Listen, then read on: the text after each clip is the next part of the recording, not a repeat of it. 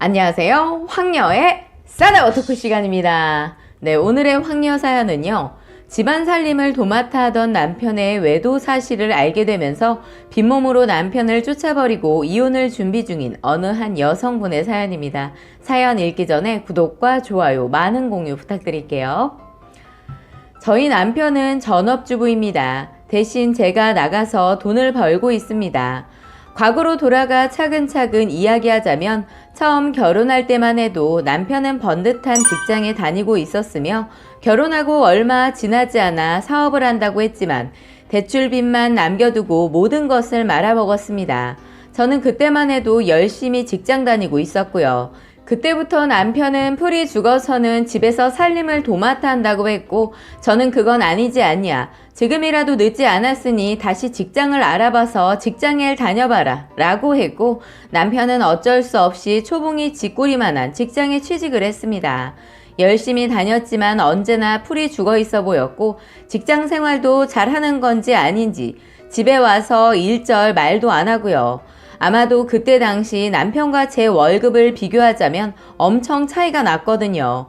남편 사업 말아먹었을 때도 저는 남편 타박하지 않았습니다.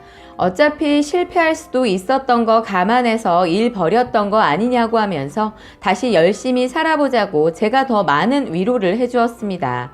몇 개월 사이 1억 가까운 돈을 날려버렸으니 본인도 상심이 컸을 거라 생각이 듭니다.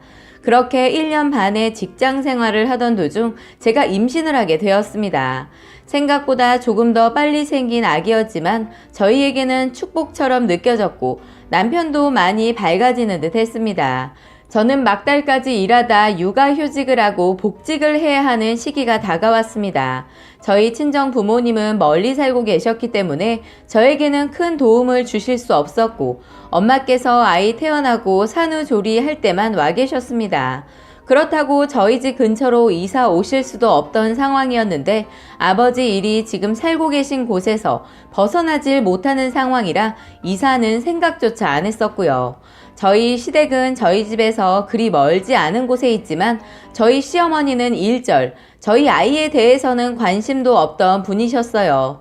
본인 사무 보시느라 바쁘신 분이라 제가 먼저 부탁 한번 드리려고 해봤지만 먼저 선수치시곤 난 너 복직해도 애 못 봐준다. 그냥 도우미를 부르던지 어린이집을 빨리 알아보던지 난 애는 절대로 못 봐. 라고 못 박아 두셨기 때문에 방법이 없었습니다. 어떻게 해야 하나 고민을 해보았는데 남편이 먼저 말을 하더군요. 본인이 집에서 아이를 본다고요. 한마디로 전업주부가 되겠다는 입장을 내비쳤습니다.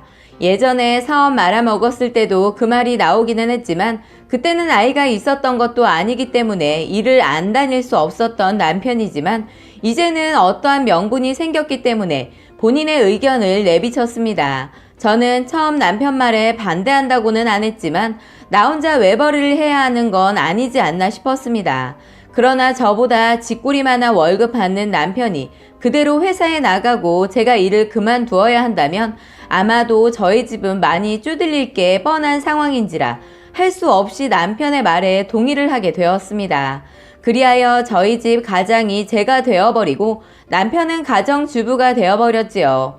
그렇게 남편은 집안일을 열심히 하고 저 집에 오기 전에 저녁밥도 딱딱 차려놓고 정말 열심히 하는 모습에 너무 고맙기도 하고 이런 게 남편 적성에 딱 맞는 것이었구나 싶었습니다. 저도 집에 오면 남편 다른 집안일 할 동안 아이와 시간을 보내고 아무런 문제 없이 저희는 행복하게 지내고 있었습니다. 아마도 저만의 생각이나 착각이었나 봅니다. 그렇게 시간이 흘러 현재까지 저는 밖으로 남편은 집안에서 살림을 하며 아이는 벌써 5살이 되었습니다. 원래는 아이를 어린이집에 보낼 때가 되면 보내려고 어릴 적에 대기를 걸어놨었는데 4살 되던 해에 한 어린이집에서 연락이 오기는 왔습니다. 그런데 남편이 극구 반대를 하더라고요. 아직은 너무 이른 시기라 5살이나 되면 보내는 게 어떻겠냐고요. 남편이 아이를 잘 돌보기는 합니다. 그렇기 때문에 남편 말에 무조건 반대를 할 수는 없었고 남편만 힘들지 않다면 그렇게 하라고 해서 아직까지 남편이 아이를 돌보고 있었습니다. 그러면서 5살 되기 전에 아파트 단지에 있는 미술학원에 보내기로 해서 현재까지 그곳에 보내고 있었네요. 피아노와 미술을 같이 배우는 곳이고 특히 걱정이 덜 갔던 것은 단지 내에 있는 것이라 더욱 안심이 갔습니다. 또 아이가 무척 좋아하기도 했고요. 그렇게 지금까지 다니던 중에 정말 저희 가정이 엄청난 사건이 터지면서 현재 남편과 대판 싸우고 별거 아닌 별거를 하는 중입니다. 아이에게는 너무나 미안하고 그 지저분한 인간을 믿고 지금까지 살아온 제 인생이 너무 불쌍하게만 느껴지네요. 이 모든 사단의 시작은 남편이 외도를 했기 때문입니다. 저는 남편이 바람을 피고 있는 줄은 꿈에도 몰랐으며 상상조차 하지 않았습니다. 깔끔한 성격에 집안일 또한 훌륭하게 해내고 집안 살림 흐트러진 것이 없이 완벽한 사람이었기에 저는 처음 그 사실을 알게 되었을 때 믿기지 않았습니다. 처음 알게 된 계기는 딸아이 때문에 알게 되었으며 제가 딸아이의 말을 듣고 그냥 넘어갔다면 아직까지 눈치 못 채고 있었을 것입니다. 얼마 전 딸아이가 퇴근하고 온 저에게 엄마는 왜 맨날 같이 없어? 선생님 말고 엄마가 있으면 좋겠어. 이런 말을 하길래 저는 학원에서 선생님이랑 보내는 시간이 있으니 아이가 그렇게 느끼는 거구나 싶었습니다. 엄마는 나가서 우리 예슬이 맛있는 거 사주려면 일해야지. 주말에 엄마랑 같이 놀자. 알았지? 근데 아빠랑 선생님이랑 맨날 같이 있어도 예슬이는 좋아. 이런 말을 하는 겁니다. 그래서 이건 뭔가 이상한 느낌이 들어서 다시 물어봤습니다. 예슬아, 아빠랑 선생님이랑 왜 맨날 같이 있어? 예슬이가 선생님이랑 같이 수업하는 거지. 라고 하니 딸아이는 그게 아니라 아빠랑 선생님이 맨날 같이 있는다고 그렇게 계속해서 말을 하는데 뭔가 이상하게 들렸어요. 딸아이가 그냥 잘 몰라서 하는 말이 아니라 정말 빽빽 소리를 지르면서 말하니까 그냥 넘어가면 안 될 것 같다는 생각이 들더군요. 그래서 저는 저녁 먹고 남편에게 모른 척하면서 물어봤습니다. 자기야, 예슬이 학원은 어때? 잘 다니는 거 맞지? 좋아. 근데 그 선생님은 어떤 거 같아? 나이가 우리 또래 같아 보였나? 선생이야 좋지. 나이는 우리보다 몇 살 더 위일 거야. 아, 그래? 나이 많은 건 어찌 알았대? 알긴 뭘 알아. 그냥 딱 보면 그렇게 보인다는 거지. 이렇게 남편과는 짧은 대화를 마쳤는데 저는 뭔가 이상한 느낌이 감돌았습니다. 평상시와 다른 남편의 경직된 모습도 이상했고 특히 딸아이의 말이 자꾸만 신경이 쓰이더라고요. 그래서 저는 며칠 후 남편 몰래 하루 반차를 냈습니다. 그리고는 아무 연락 없이 집으로 다시 돌아왔고요. 집에 와보니 집에는 아무도 없었고 시간을 보니 딸아이 미술학원 끝날 시간이긴 했습니다.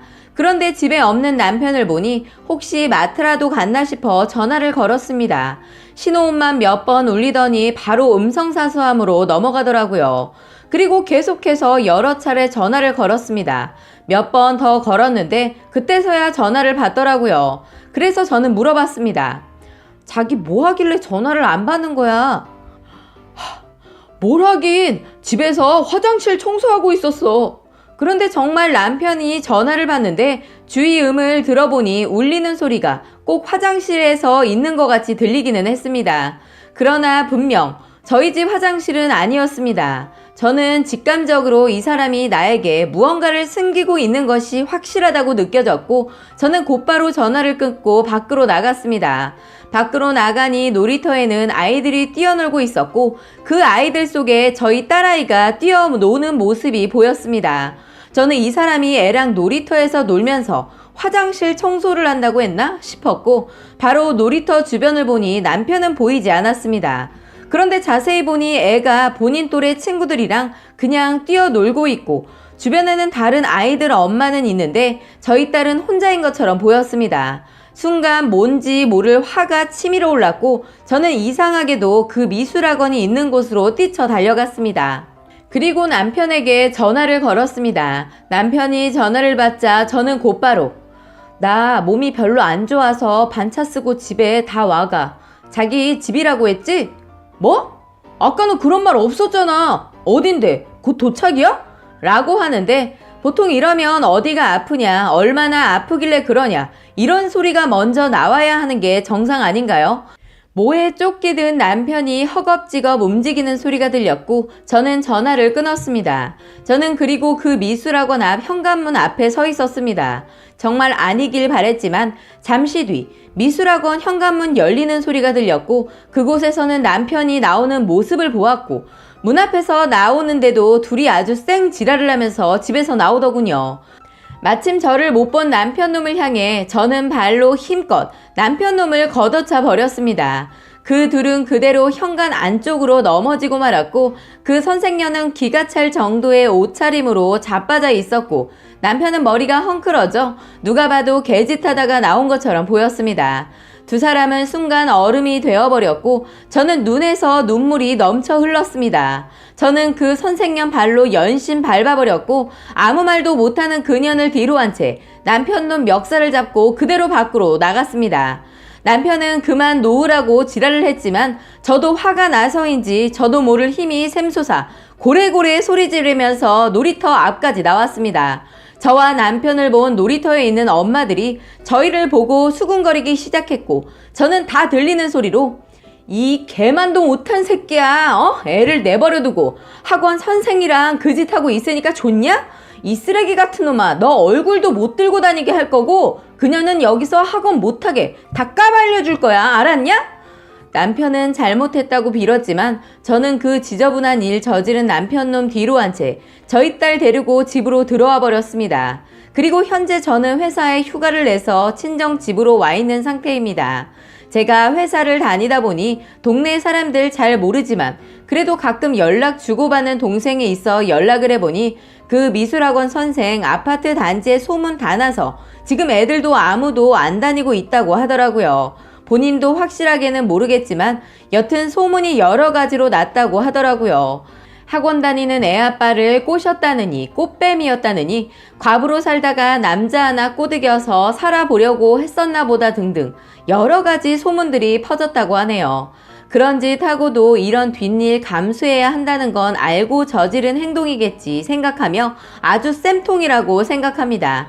남편 놈은 계속해서 연락이 오는데 처음에는 실수라고 하면서 미안하다고 하더니 이제는 사랑이었다느니 본인들은 진정으로 사랑을 했다느니 뭐 이런 개같지도 않은 소리를 하길래 야, 사랑을 했던지 말던지 난 모르겠고 이혼 서류 준비되면 도장이나 찍어. 그리고 너 방금 사랑이라고 했니? 야, 정신 차려. 애 보기 부끄럽지도 않니? 5살밖에 안 된 애를 놀이터에 버려두고 넌 사랑이라고 하면서 딴 년이랑 그 짓을 하고 다녀? 그 더러우니 그만 나불거려 이 또라이야. 그년이랑 뭘 하든 난 모르겠고 애 볼 생각도 하지 말고 너 책임져야 하는 건 알지? 너 빈몸으로 그대로 나가라. 저는 제 할 말 다 퍼붓고 그냥 전화 끊어버렸습니다. 일단 이혼은 아직 안 했으니 별거 중인 상태고요.